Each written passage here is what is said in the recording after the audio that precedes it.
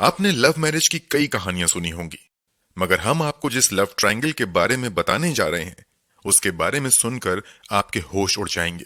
ये love triangle एक बड़ी ही भयानक ट्रेजेडी में बदल जाती है और इसका अंत 3 मौत से होता है। सबसे बढ़कर इस केस में पुलिस को इन 3 मौतों के लिए जिम्मेदार कल्प्रिट, मोटिव, एविडेंस सब कुछ मिल जाता है, मगर फिर भी पुलिस इन 3 मौतों के लिए किसी को सजा नहीं दिलवा पाती है। केस तक बंद कर दिया जाता है। तो आखिर ऐसा क्या होता है कि पुलिस को इतने बड़े केस की जांच बंद करनी पड़ती है? इस केस में मरने वाले कौन थे, उनकी मौत कैसे हुई थी और इस शॉकिंग केस की पूरी कहानी क्या है? चलिए जानते हैं सब कुछ डिटेल से इस वीडियो में। कहानी में आगे बढ़ने से पहले जल्दी से क्राइम की कहानी चैनल को सब्सक्राइब कर बेल आइकन दबा दीजिए। दोस्तों, इस कहानी के सबसे अहम किरदार हैं डॉक्टर रेवंत। रेवंत कर्नाटक के चिकमगलुरु जिले के कदुर नाम की जगह पर रहते थे। इसी शहर में उनकी एक डेंटल क्लिनिक भी थी। रेवंत के साथ उनकी पत्नी कविता बिंदु भी रहती थी। इस कपल के 2 बच्चे थे, जिनमें एक की उम्र 5 साल और दूसरे की उम्र 11 महीने थी। रेवंत अपने बीवी बच्चों के साथ हंसी खुशी अपनी जिंदगी जी रहे थे, मगर ये खुशी लंबे समय तक नहीं रहती है। फरवरी 2020 में इस परिवार में कुछ ऐसा होता है जिससे एक पल में पूरा का पूरा परिवार तबाह हो जाता है। रोज की तरह 17 फरवरी 2020 की शाम भी रेवंत अपनी क्लिनिक के लिए निकल जाते हैं। क्लिनिक पहुंचकर थोड़ी देर काम करने के बाद शाम के 6:15 पर वो अपनी पत्नी कविता को फोन करते हैं तथा बच्चों का हालचाल पूछते हैं।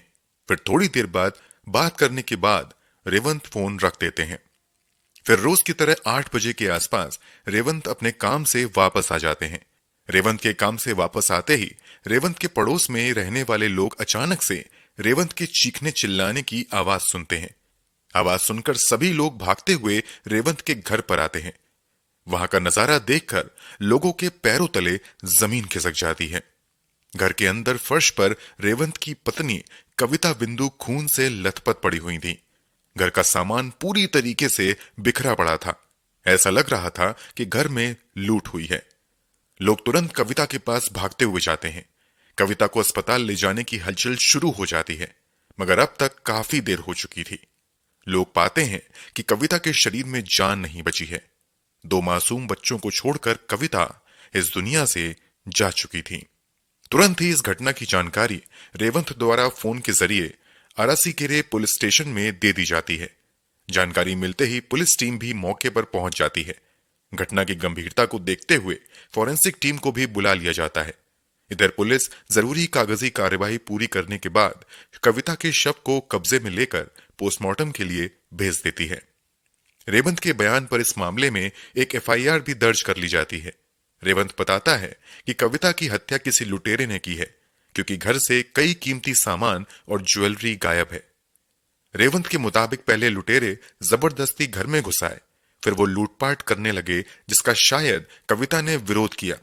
इसी के चलते लुटेरों ने कविता की गला रेत कर हत्या कर दी और फिर जरूरी कीमती सामान लूट कर भाग गए। इस बयान के आधार पर एफआईआर दर्ज करने के बाद पुलिस वाले अपनी जांच शुरू कर देते हैं।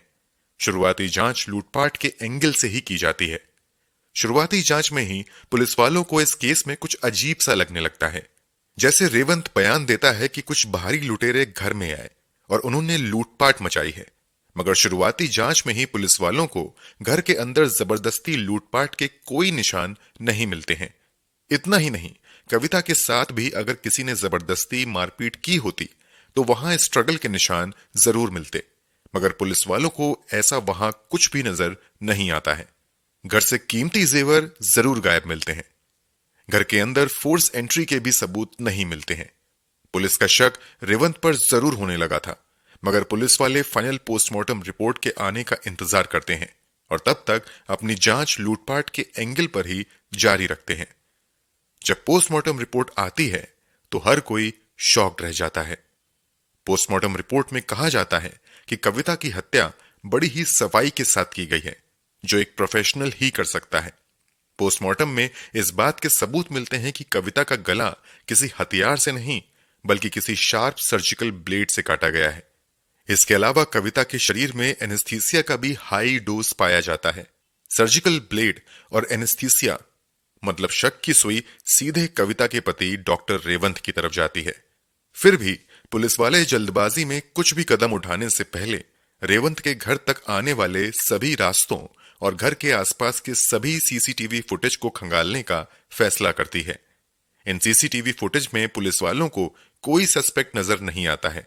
इसके अलावा जब रेवंत की कॉल रिकॉर्ड्स निकाली जाती हैं, तो पता चलता है कि रेवंत पिछले काफी समय से किसी हर्षिता नाम की महिला के संपर्क में है। पत्नी की मृत्यु के बाद भी लगातार वो हर्षिता से बात कर रहा था। अब तक मिले सभी सबूत इस बात की ओर इशारा करने लगते हैं कि शायद रेवंत का हर्षिता से अफेयर है, और इसी एक्स्ट्रा मैरिटल अफेयर के चक्कर में रेवंत ने अपने पत्नी की ही बेरहमी से हत्या कर दी है। अब पुलिस वाले सच का पता लगाने के लिए एक बार फिर से रेवंत को कॉल करके पुलिस स्टेशन में आने को कहते हैं। इससे पहले भी पुलिस वालों ने कई बार रेवंत को बुलाया था और उससे पूछताछ की थी। हर बार रेवंत पुलिस के बुलाने पर तुरंत थाने पहुंच जाता था और अब तक की जांच में वो पुलिस का पूरा सहयोग कर रहा था। मगर जब 22 फरवरी को एक बार फिर से पुलिस वाले रेवंत को बुलाते हैं, तो इस बार वो समय पर पुलिस थाने नहीं पहुंचता है। कुछ देर के इंतजार के बाद पुलिस वाले खुद ही रेवंत का पता लगाने के लिए निकल पड़ते हैं। मगर तभी पुलिस वालों को पास के ही बंदी कुपालू रेलवे गेट पर किसी की लाश पड़े होने की जानकारी मिलती है। जब पुलिस वाले मौके पर जाते हैं, तो वो भी शॉक्ड रह जाते हैं। वो लाश किसी और की नहीं बल्कि रेवंत की थी। 5 दिन पहले 2 मासूम बच्चों के सर से मां का साया उठा था और अब पिता भी दुनिया से जा चुके थे। रेवंत की मौत कैसे हुई? किसी ने उसकी हत्या करके रेलवे ट्रैक पर फेंक दिया या खुद ही रेवंत ने अपनी जीवन लीला समाप्त कर ली? इसका जवाब अब पोस्टमार्टम से ही मिल सकता था। इसलिए पुलिस वाले लाश को कब्जे में लेकर पोस्टमार्टम के लिए भेज देते हैं। दूसरी तरफ केस को जल्दी से सॉल्व करने के लिए अब पुलिस इस कड़ी में शामिल तीसरे किरदार यानी उस महिला की तलाश में लग जाती है जिससे लगातार रेवंत फोन पर बातें कर रहा था। जब पुलिस वाले उस दूसरी महिला की जानकारी निकालते हैं, तो पता चलता है कि उसका नाम हर्षिता है। वो फिलहाल बेंगलुरु के राजेश्वरी नगर इलाके में रह रही थी। पुलिस वाले अब इस मामले में हर्षिता से पूछताछ करने के प्लान में लग जाते हैं।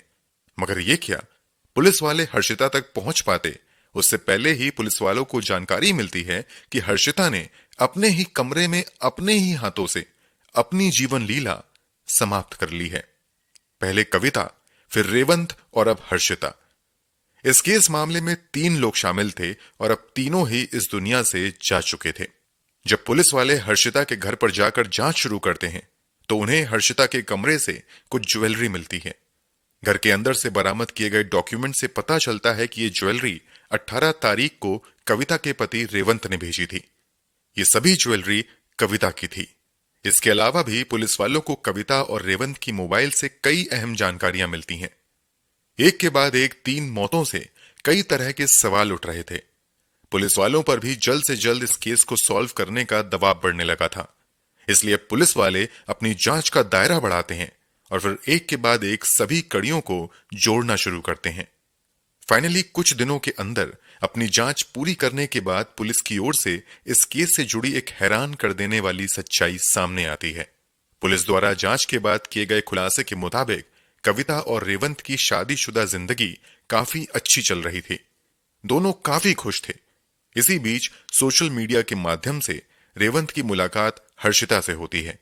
कुछ दावों के मुताबिक हर्षिता और रेवंत की मुलाकात घर किराए पर लेने देने के दौरान हुई थी। खैर, पहली मुलाकात के बाद इन दोनों के बीच बातचीत का सिलसिला शुरू होता है। फिर दोनों में दोस्ती होती है और यही दोस्ती आगे चलकर प्यार में बदल जाती है। समय के साथ इन दोनों का प्यार इतना गहरा हो जाता है कि रेवंत ये भी भूल जाता है कि वो शादीशुदा है और उसके 2 मासूम बच्चे भी हैं।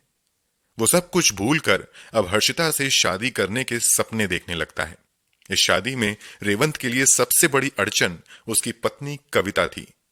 वो कविता से पीछा छुड़ाने के लिए अलग अलग तरीके आजमाने लगता है, मगर वो नाकाम रहता है। उधर हर्षिता उस पर शादी के लिए दबाव बनाती रहती है। कमाल की बात तो ये थी कि हर्षिता की ऑलरेडी 2 शादी पहले हो चुकी थी। पहली शादी लगभग 2010 के आसपास हुई थी, लेकिन वो शादी ज्यादा समय तक नहीं टिक पाई और पहले पति से हर्षिता का डिवोर्स हो गया था। फिर उसने अपनी दूसरी शादी सुंदर नाम के व्यक्ति से की थी। सुंदर और हर्षिता का एक बच्चा भी था। ये तीनों बेंगलुरु में ही एक साथ रह रहे थे। इसके बावजूद अब हर्षिता रेवंत से शादी करने को बेचैन थी। जब हर्षिता का दबाव ज्यादा बढ़ने लगता है तो रेवंत पत्नी को मारकर रास्ते से हटाने के खौफनाक प्लान में लग जाता है। रेवंत चाहता था कि वो पत्नी को खत्म भी कर दे और इस मामले में उसका नाम भी ना आए। इसलिए पूरी प्लानिंग करने के बाद 17 अगस्त 2020 को वो पहले तो ये अपने दोनों बच्चे को किसी बहाने से अपने रिश्तेदार के घर भेज देता है। फिर धोखे से अपनी पत्नी के शरीर में काफी अधिक मात्रा में एनेस्थीसिया इंजेक्ट कर देता है। एनेस्थीसिया की वजह से कविता बेहोश हो जाती है। कविता के बेहोश होने पर रेवंत सर्जिकल ब्लेड के जरिए कविता का गला घोट देता है और फिर घर में रखे सभी कीमती जेवर निकालकर एक थैली में रख लेता है। यहां तक कि मरते समय कविता ने जो गले का हार पहना हुआ था, रेवंत वो हार भी निकालकर अपने साथ ले जाता है और फिर उसे अपनी गर्लफ्रेंड हर्षिता के पते पर भेज देता है। फिर बड़े आराम से अपने क्लिनिक से वापस आकर चीखने चिल्लाने का नाटक करता है और पुलिस वालों को लूटपाट की झूठी कहानी सुनाकर गुमराह कर देता है। उधर कविता के मरने के अगले ही दिन यानी 18 अगस्त 2020 को घर से गायब किया हुआ पूरा सोना हर्षिता रिसीव कर लेती है। पुलिस वालों के बयान के मुताबिक जब रेवंत को लगने लगता है कि अब वो पुलिस की पकड़ से नहीं बच पाएगा और उसका सच दुनिया के सामने आ जाएगा, तो बस इसी डर से वो पुलिस के बुलाने के बाद पुलिस थाने जाने की बजाय रेलवे ट्रैक पर चला जाता है और फिर चलती ट्रेन के आगे कूदकर आत्महत्या कर लेता है। कविता का केस थोड़ा हाई प्रोफाइल था और लोकल लेवल पर इस खबर को मीडिया वाले लगातार फॉलो कर रहे थे, इसलिए कविता के पति रेवंत की मौत की न्यूज भी खबरों में आ जाती है। इस बात की जानकारी न्यूज के माध्यम से ही हर्षिता को भी हो जाती है। अब उसे डर सताने लगता है कि हो ना हो पुलिस उस तक भी पहुंच जाएगी और फिर उसे जेल जाना पड़ेगा। बस इसी डर से रेवंत की मौत के कुछ ही घंटों बाद हर्षिता भी अपने कमरे के अंदर ही पंखे से लटक कर अपनी जीवन लीला को समाप्त कर लेती है। कुल मिलाकर एक नाजायज रिश्ते के कारण 3 लोगों की जान चली जाती है। इस पूरे मामले में पुलिस वालों को कविता के मरने की वजह और कविता को मारने वाला भी मिल जाता है। इसके बावजूद पुलिस को इस केस की फाइल बंद करनी पड़ती है, क्योंकि इस पूरे मामले में प्राइम सस्पेक्ट रेवंत और हर्षिता ही इस दुनिया से जा चुके थे। ऐसा कोई व्यक्ति नहीं था जिस पर केस चलाया जा सके। एक सवाल आपके जहन में आ रहा होगा कि जब माता पिता मर गए तो उन बच्चों के साथ क्या हुआ? तो आपकी जानकारी के लिए बता दें कि इस बारे में बहुत ज्यादा डिटेल में खबरें तो इंटरनेट पर मौजूद नहीं हैं, मगर कुछ सोर्सेस के मुताबिक कविता और रेवंत के दोनों बच्चों को उनके ही एक करीबी रिश्तेदार ने गोद ले लिया और वो दोनों बच्चे अपना जीवन अच्छे से जी रहे हैं। दोस्तों, पूरी कहानी जानने के बाद आपकी क्या राय है? कमेंट बॉक्स में जरूर बताएं।